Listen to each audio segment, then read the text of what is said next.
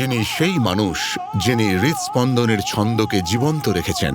গুরু সাংগ্যুসাং পঙ্গনের পদ্মশ্রী 2026। এক সময় ছিল যখন পৃথিবী এক ভিন্ন ছন্দে চলত, এমন এক ছন্দ যা করতালিতে চলত না, বরং পরিচয় হয়ে বেঁচে থাকত। বহু প্রজন্ম ধরে নাগাড়ার ধ্বনি নাগা মানুষের পাহাড় আর হৃদয়ে প্রতিধ্বনিত হয়েছে। কিন্তু যদি সেই সুর ধীরে ধীরে হারিয়ে যেত, তাহলে 1945 সালের মার্চ মাসে এক ছোট্ট আউনাগা গ্রামে জন্ম নেওয়া এক শিশু শুধু সংস্কৃতিকে দেখছিল না, বরং তাকে উত্তরাধিকার হিসেবে আপন করে নিচ্ছিল। সময়ের সঙ্গে সঙ্গে সভা সমাবেশ কমতে লাগলো, গানগুলো ভুলে যেতে শুরু হলো, আর নৃত্যগুলো হারিয়ে যেতে লাগলো। সমৃদ্ধ আউনাগা ঐতিহ্য ধীরে ধীরে মুছে যেতে থাকলো। তখনই গুরু সাংগ্যুসাং পঙ্গনের তার জীবনকে এই ঐতিহ্যের পুনর্জাগরণের জন্য উৎসর্গ করার সংকল্প নেন। শৈশব থেকেই আমাদের নিজেদের মানুষের গান ও নৃত্যের প্রতি গভীর টান ছিল। আমি এসব শিখেছি আমার বাবা, দাদু এবং গ্রামের প্রবীণদের কাছ থেকে। সেই সময়ে কোনো লিখিত গ্রন্থ ছিল না, সবকিছুই মৌখিক পরম্পরার মাধ্যমে এগিয়ে নিয়ে যাওয়া হতো, যার ফলে এই কাজটি আরও কঠিন হয়ে উঠেছিল।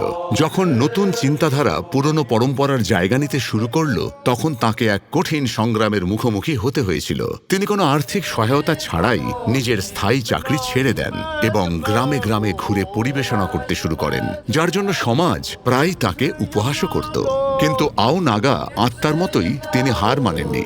এটি কখনো অর্থের জন্য ছিল না, তার উদ্দেশ্য ছিল আউনাগা সংস্কৃতিকে আগামী প্রজন্মের কাছে পৌঁছে দেওয়া। এর জন্য যত মূল্যই দিতে হোক না কেন, এই পুরো যাত্রায় তার স্ত্রী অটলভাবে তার পাশে দাঁড়িয়েছিলেন, পরিবারের দায়িত্ব সামলে এবং আর্থিক সহায়তা দিয়ে। তিনি কিন্তু একাই সফর করে গেছেন, তার পরিবার এবং গ্রামের মানুষই হয়ে উঠেছিলেন তার সবচেয়ে বড় শক্তি। 6 দশকের তার সাধনা এনেছিল অসাধারণ ফল। কলা দীক্ষা এবং নাগা ওয়াদির ওয়েলফেয়ার কালচার ক্লাবের মতো উদ্যোগের মাধ্যমে গুরু সাংগ্যুসাং পঙ্গনের হাজার হাজার মানুষকে দিক নির্দেশনা এবং প্রশিক্ষণ দিয়েছেন।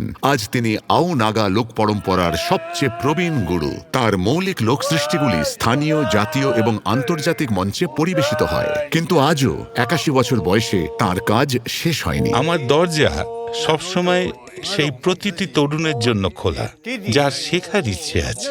যারা শিখতে আসেন তাদের সকলের জন্য তার বাড়িটি ছোট পড়ে যায়। তাই তিনি একটি একাডেমি গড়ে তোলার স্বপ্ন দেখেন, যেখানে আউনাগা সংস্কৃতি বিকশিত ও সমৃদ্ধ হতে পারে। তিনি বিশ্বাস করেন সঠিক সহযোগিতা পেলে এই স্বপ্ন বাস্তবে রূপ নিতে পারে। কিছু ঐতিহ্য বইয়ের পাতায় লেখা থাকে, আর কিছু ছন্দের মধ্যেই জীবন্ত হয়ে থাকে। যতদিন এই নাগাড়ার ধ্বনি প্রতিধ্বনিত হবে, আউনাগা সংস্কৃতি এবং এই মানুষটির শিক্ষা অমর হয়ে থাকবে। গুরু সাংগ্যুসাং পঙ্গনের পদ্মশ্রী 2026। আমাদের কোটি কোটি প্রণাম।